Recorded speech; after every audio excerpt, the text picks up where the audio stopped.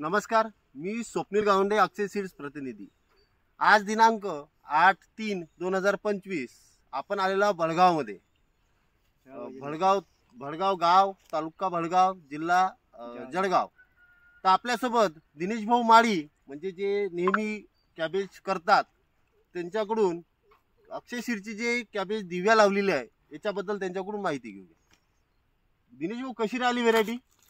मी मागच्या 10 वर्षापासून कॉलीफ्लॉवरला आपला गड्डा उभी करता, नंतर कॉलीफ्लॉवर दोघं व्हरायट्या लावतोय। त्याच्यामध्ये हा जो गड्डा आहे तर हा इतर गड्ड्यांच्या तुलनात्मक या गड्ड्याचं पान जाड येतं, घट्ट येतो, रंग आकर्षक येतो आणि शिवाय वजनालाही जास्त असतो।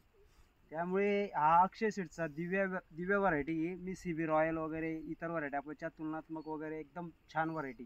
ही व्हेरायटी तुम्हाला हो आवडली।